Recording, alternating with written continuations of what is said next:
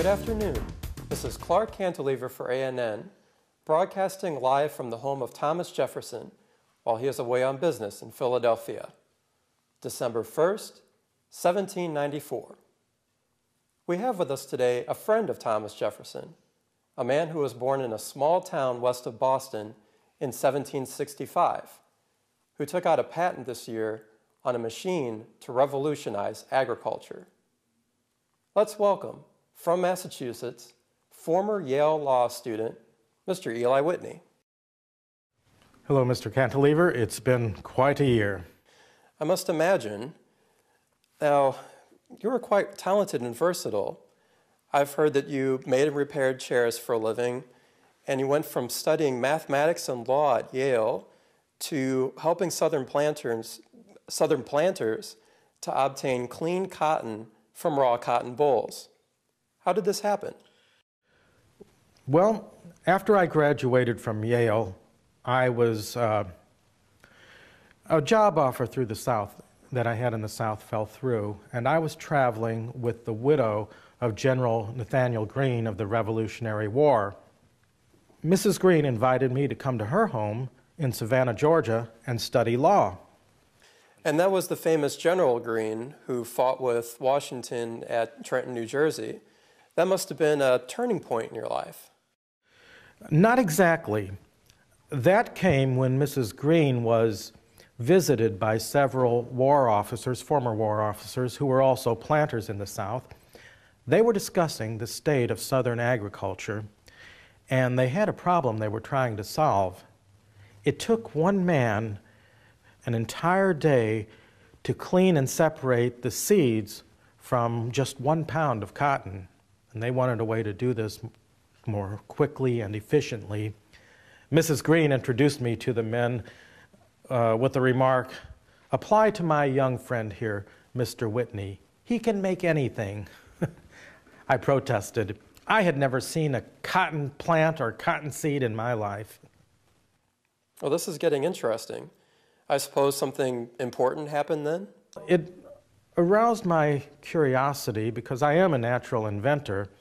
I was making hat pins after the war for ladies, for example.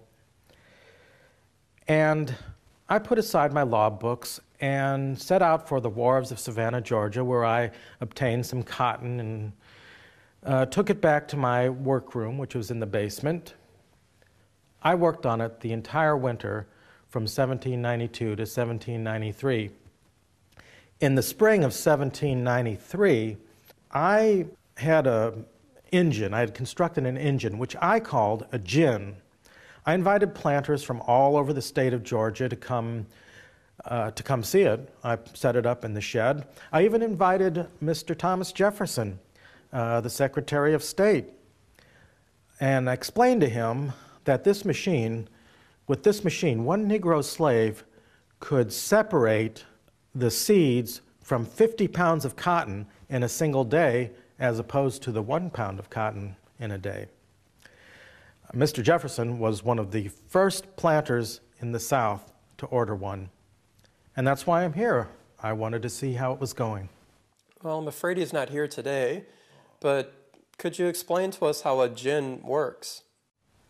This is a cotton gin, and there are 3 basic parts to the gin. There is the cylinder, the breastwork, and the clearer. Now the cotton is put into the top here, and the breastwork, this is a top view of it. The cotton is put in the top, and the breastwork is an iron bed with a series of slots. The cylinder is turned, and the cylinder has a series of teeth set at 55-degree angles. The slots in the breastwork are so small that not even a half a seed can get through. So the cylinder turns, the teeth separates the fiber from the seeds, and as the cylinder is turned clockwise, the clearer is turned counterclockwise, and this clears the cotton off of the teeth of the cylinder and puts it down here. The seeds go into this compartment, and that's pretty much how it worked. It can be turned by hand using a hand crank or powered by horse or water power. Amazing. Now, what happened with your machine this year? Like I said, I invited planters from all over the South. They came to see the gin, and the original was stolen, and it was copied many times in different variations. I took on a partner, Mr. Phineas Miller, who soon married Mrs. Green, and in March 14th of 1794, a patent was issued for the cotton gin.